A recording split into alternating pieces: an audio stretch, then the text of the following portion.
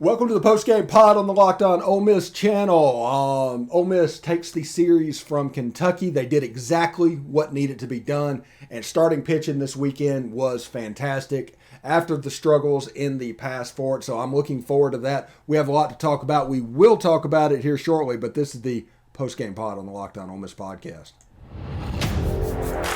You are Locked On Ole Miss, your daily podcast on the Ole Miss Rebels. Part of the Locked On Podcast Network, your team every day.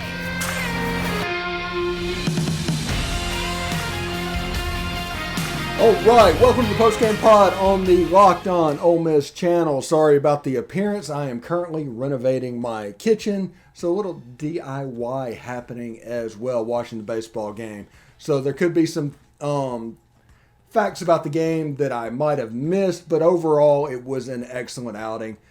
Today, Jack Washburn actually shined on the mound. He had only walked to, I think, 5 innings, one on run. It was a solo home run way back in like the 5th inning. It was just exactly what was needed. That gave way to Jack Doherty, and the rest was history. They did what they needed to do, throwing the ball on the mound. And the bats finally woke up. Tim Elko with a home run. Jacob Gonzalez with a home run. TJ McCants with a home run. All of this was big as the offense finally woke up. Now, I told you that my big concern after that Tennessee series is that the confidence would be shaken. This is a game that could wake them back up. Now, Tuesday they have Southern Miss. And Southern Miss is a decent team. And Southern Miss will be really up for this game because Southern Miss is honestly just a good team and is potentially the best team in the state of Mississippi this year. But it'll be interesting to see what they do and to play them. And it'll be who we start will also be an interesting thing as well. So I'm interested to see all that. So I'm going to say interested over and over and over again. But that Southern Miss game is good. Now, the Alabama game. We did what we needed to do in taking the series from Kentucky. They did exactly what they had to do. They pitched the heck out of the ball. The bats woke up at the end of the weekend. Fantastic. Now, the Alabama series, Ole Miss needs to go win 3. Period. Just a series win, even though that's exactly what you want, but it will not erase what happened last week. You need to almost go and win 3 because the expectation in an SEC series for 15 and 15 is to win each home series 2-1 and lose each road series 2-1. So if you get swept at home, that's a -2. That was a +1 from Auburn, a +1 in Kentucky, and a -2 from Tennessee. So you're kind of back at 0. But you need to be a +1 to start building on it and do the things we want to do. It would have been almost impossible to do the things that needed to be done losing this series. It would have been a momentum killer. Going all of a sudden, the Alabama thing would have more pressure than actually happened. And then all of a sudden, after Alabama, the gauntlet starts in the SEC. And that'd be South Carolina, Mississippi State, Arkansas. All that you would expect in SEC baseball is later. They got Tennessee early, but, they need it to get right before they start that gauntlet.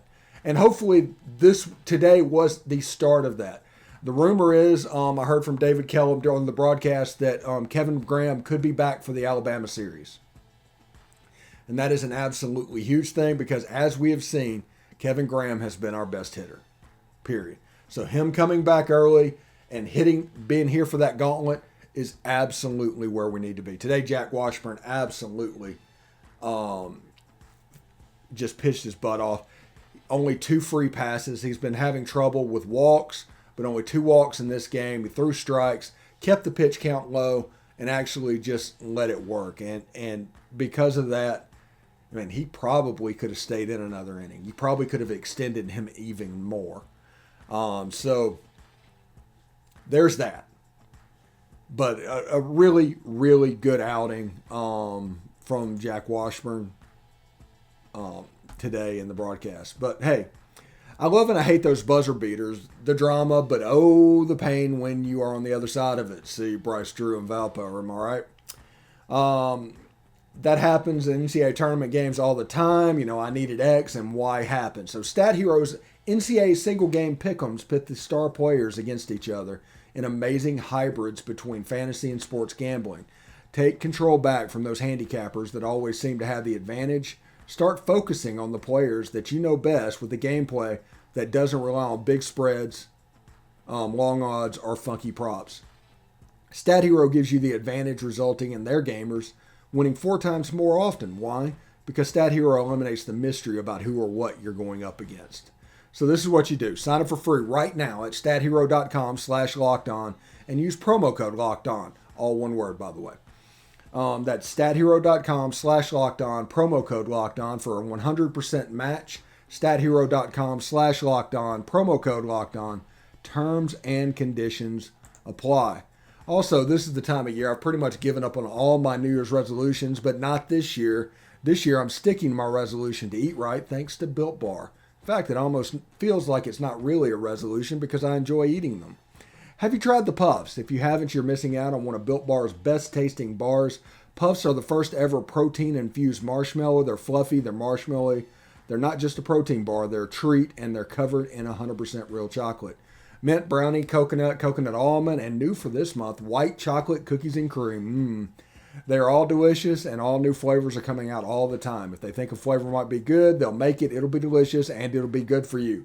At Built Bar, they're all about the taste. They make it taste delicious first, then figure out how to make it healthy. I don't know how they do it, but they pull it off every single time. So here's the offer. Go to Built.com. Use promo code LOCKED15, all one word, and get 15% off your order. Use promo code LOCKED15 for 15% off at Built.com. So, Ole Miss did exactly what they needed to do today. Get the win. And I don't care if it was 1 run. It could have been a 1-0. It could have been a 7-6. It could have been a 10-1. But because of that, they give them their goals are still on the table. Their goals are still within reach from what they want to do. This is their first series win in Kentucky since 2014, by the way. Last time I almost went to the College World Series. But you had to have this series. Now, whenever I say that you can't lose this series to Kentucky and accomplish your goals, this is nothing down about Kentucky. Kentucky has a good team. They hit the ball fairly well. Their pitching staff is all robotic, and, they're just assembly line, get it out there. They did a great job this weekend, especially in the game they won. But Ole Miss, in their lofty goals that they have, could not afford a 3-6 start. Could not afford to lose this series. A 3-6 start requires a sweep to break even before you hit the gauntlet. This series was unbelievably important. Nobody will probably say that, and it'll go on, but it was important because of all the things that it actually meant. 4-5, go get 3. All of a sudden you're 7-5, and let's go. We hit the gauntlet with a winning record, and let's see what can happen. And I'm excited to see all that, honestly.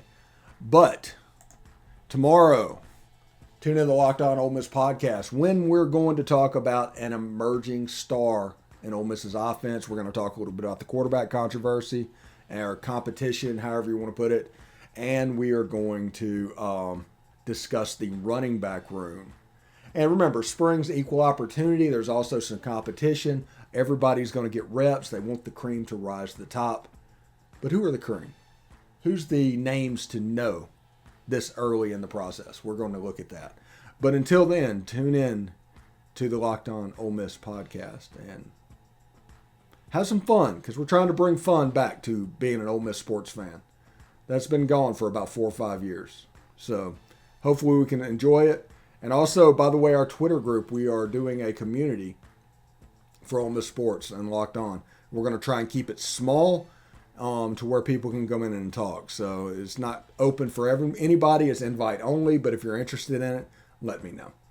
All right. Anyway, I will see you tomorrow. Hotty toddy.